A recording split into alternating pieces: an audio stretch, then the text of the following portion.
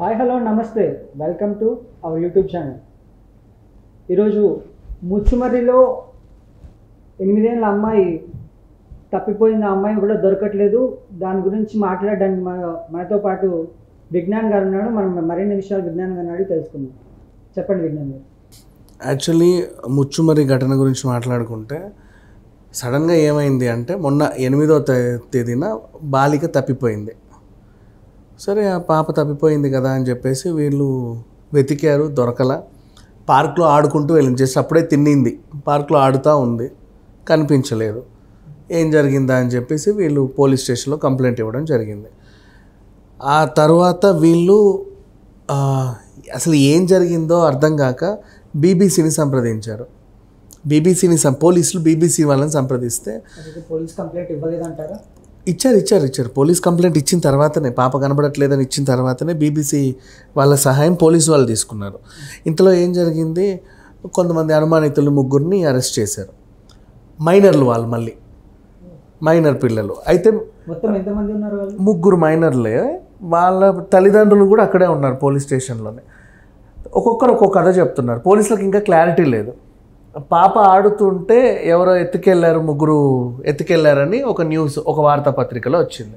ఈ బైరెడ్డి సిద్ధార్థ్ ఏమంటున్నాడు అంటే, మైనర్ బాలికని 3 కిడ్నాప్ చేసి అత్యాచారం చేసి ఎక్కడో పడేశారు అని చెప్పి ఆయన అంటున్నారు. ఇంకొకటి చెప్తున్నారు. సరే, ఈ పిల్లలందరిని అదుపులోకి తీసుకొని గట్టిగా విచారిస్తే, అవునండి మైనర్ పాపని మేమే తీసుకెళ్ళి మొన్న శ్మశానంలో పడేశాము అని చెప్పారు. శ్మశానంలో పడేయడం ఏంటా, వెళ్ళి వెతికారు, అక్కడ లేదు పాప. మళ్ళీ వచ్చి గట్టిగా అడిగితే ఇంకొకడు, 3 డిఫరెంట్గా విచారిస్తారు. యాక్చువల్గా ఒక్కొక్కడు చెప్పాడు. ఇంకొక అబ్బాయిని అడిగితే కాలువలో పడేసామన్నారు. మళ్ళీ వెళ్ళి కాలువలో వెతికితే అక్కడ దొరకల. డీజీపీ స్థాయి వ్యక్తులు కూడా ఈ కేసుని పరిశీలిస్తుంది, అయినా సరే ఇప్పటివరకు అమ్మాయి ఆచూకీ దొరకల. ఇప్పుడు ఈ 3వ వాడు ఏమన్నాడంటే, అది కృష్ణానది అనుకుంటానండి, అందులో పడేసామన్నారు. ఆ 3వ వాడి తండ్రి చెప్పాడు, మా అబ్బాయి చెప్పాడంటే కృష్ణానది దాంట్లో పడేశాడంట, వాడు భయపడుతున్నాడు అని చెప్పాడు. వీళ్ళు ఇప్పుడు కృష్ణానది అంతా గాలిస్తున్నారు, కానీ ఇప్పటిదాకా దొరకట్లా. ఒక్కొక్కరు చెప్తున్నారు. పాప తప్పిపోయి ఆల్రెడీ 3 days అయిపోయింది కదా, ఇప్పటివరకు ఇంకా ఆచూకీ దొరకల. నిన్న పాప బాడీ దొరుకుతుందేమో అనుకున్నారు. ఇంతకీ పాప బతికే ఉందంటారా? అది తెలియదు ఇంకా. వాళ్ళు కనీసం ఎక్కడన్నా కట్టేశారా, ఏదైనా రూమ్లో పడేసి తాలిపేశారా, నిజంగా శ్మశానంలోనే పాతి పెట్టారా, ఏమైనా చేశారా, లేదా కాల్ చేశారా, లేదా చెరువులో పడేశారా, తెలియట్లా.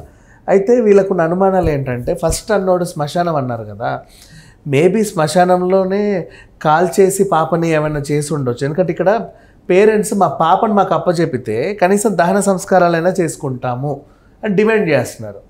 అమ్మో, ఇప్పుడు మేము ఆల్రెడీ తగలబెట్టామని తెలిస్తే ఏమంటారని భయపడుతున్నారా తెలియదు, క్వశ్చన్ మార్క్. ఇంకా ఏమైందో తెలియదు. నెక్స్ట్ ఇటువైపు వచ్చేసి కృష్ణానదిలో పడేసాము, కాలువలో పడేసాము. అఫ్కోర్స్ అక్కడ ఇక్కడ శవం అయితే దొరకల.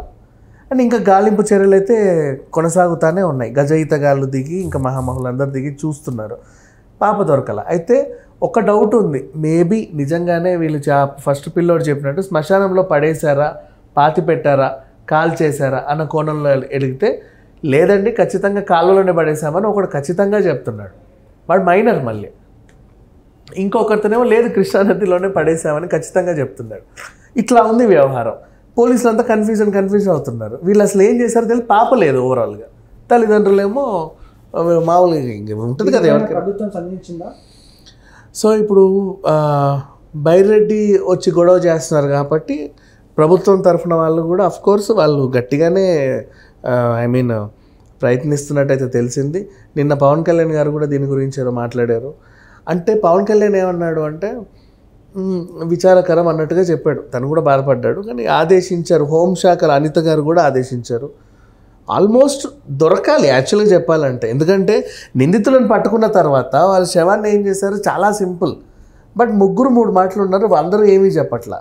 అప్పుడు చెప్పేవాడంతా కాన్ఫిడెంట్గానే చెప్తున్నారు, లేదు ఇలాగే చేసామని. అంటే 3 ఒక్కొక్కరు ఒక్కొక్క విధంగా చెప్తున్నారు, ఒక్కొక్క విధంగా చెప్తున్నారు. తేలట్లా అసలు ఈ కేసు ఎక్కడికి కూడా. సో ముచ్చుమర్రి ఆందోళన ఇంకా నాకు చెప్పాలి అంటే, ఇన్ కేస్ ఒకవేళ పాప ఆచూకీ నిజంగానే తెలియలేదు అనుకో, మేబీ ఏమన్నా హ్యూమన్ ట్రాఫికింగ్ అనుకోవచ్చు, అమ్మేశారో లేక పాపను ఎత్తుకెళ్ళి ఎవరికైనా ఇచ్చేశారో చెప్పలేం. అంటే ఇక్కడే ఉండి ఏమైనా చేస్తే చంపినా శవం దొరకాలి. చాలామంది అదే ఊరికి సంబంధించిన వాళ్ళు ఏమంటున్నారంటే, ఈ ముగ్గురు పాపను తీసుకెళ్ళి వేరే వ్యక్తికి అప్పగించారని అంటున్నారు. సో అలా ఏమైనా జరుగుండొచ్చా? మేబీ, ఎందుకంటే ఇప్పుడు ఎంత కాలనుకున్నా నువ్వు ఏదో చేసావు, అమ్మాయిని నువ్వు కొట్టావు, అక్కడ వదిలేసావు, అక్కడ ఉండాలి. లేదా కట్టేసి పడేసావు, అక్కడ ఉండాలి. లేదా పైనుంచి తోసేసావు, అక్కడన్నా ఉండాలి. ఈ రూమ్లో దాచావు, అక్కడైనా ఉండాలి. నువ్వు ఏం చేసినా అమ్మాయి ఉండాలిగా. నువ్వు కాల్ చేసినా సరే కనీసం పాప అస్థికలైనా ఉండాలి కదా. ఏదో ఒకటి. అసలు పాప లేదు, ఆమె అడ్రస్ లేకుండా పోయింది. అండ్ మామూలుగా ఈ కూంబింగ్ ఆపరేషన్ చేస్తేనేమో కుక్కలు అక్కడ దాకా వచ్చి ఆగిపోయాయి, చెరువు దగ్గరకు వచ్చి ఆగిపోయాయి. తర్వాత అక్కడ దాకా వచ్చిన తర్వాత ఏమైందో తెలియట్లా, అలా ఉంది పరిస్థితి. సో కుక్కలు కూడా చెరువు దగ్గరికే వచ్చాయి. అయితే ఇట్లా ఎవరికన్నా అప్పచేపితే వాళ్ళు చెరువులో పడవలో తీసుకెళ్ళి ఇంకెక్కడికన్నా తీసుకెళ్లారా అనే అనుమానాలు కూడా ఉన్నాయి. వీళ్ళేమో లేదు ఖచ్చితంగా చెప్పట్లా. నన్ను అడిగితే నా అభిప్రాయం ప్రకారంగా ఖచ్చితంగా ఇదే జరుగుంటుంది. ఊళ్ళో వాళ్ళు చెప్పిన మాటే, అంటే ఎవడో ఒకటి చూస్తేనే కదా చెప్తారు. ఇప్పుడు నది అంటే అంత పెద్ద నది, ఏ ఒక్క చూడకుండా అయితే ఉండరు. మేబీ వీళ్ళ తల్లిదండ్రులు సహాయం చేశారో లేదో మనకు తెలియదు. లేదా ఈ పిల్లలకే ఎవడైనా ఆశ చూపించి మీకు ఇంత ఇస్తాము, మైనర్ పిల్లలు అంటే ఇక 13-14 ఇయర్స్ పిల్లలు వీళ్ళు, ఆ పాపని ఎత్తుకురండి మీకు ఇంత ఇస్తాము కానీ ఎవరికి చెప్పొద్దు, అడిగితే ఇట్లా చెప్పండి మీరు దొరకరు, ఆ విధంగా చెప్పి ఏదో చేసి ఉండొచ్చేమో అనిపిస్తుంది. బట్ అయినప్పటికీ చెప్పాలి, వాళ్ళు చెప్పకుండా అయితే ఉండరు. అంటే వాళ్ళ పోలీసుల ట్రీట్మెంట్ తెలిసిందే కదా. వీళ్ళ రెగ్యులర్ నేరాలకు అలవాటు పడ్డవాడు కాదు. రెగ్యులర్ నేరాలకు అలవాటు పడ్డ వాళ్ళు అయితే పోలీస్ ట్రీట్మెంట్ తట్టుకొని కూడా అబద్ధాలే చెప్తారు. కానీ వరుస నేరారోపణలు ఏం లేవు వీళ్ళ. నేర చరిత్ర అంటూ ఏమీ లేదు. ఫస్ట్ టైం ఏదో జరిగింది, ముగ్గురిని అరెస్ట్ చేశారు. ముగ్గురు తల ఒక ఆన్సర్ ఇస్తున్నారు. లేదా ఇలా కూడా అయి ఉండొచ్చు, ఆ పేరెంట్స్ కూడా ఒకవేళ వీళ్ళ పేరెంట్స్ ఏమైనా పిల్లల్ని అమ్మినా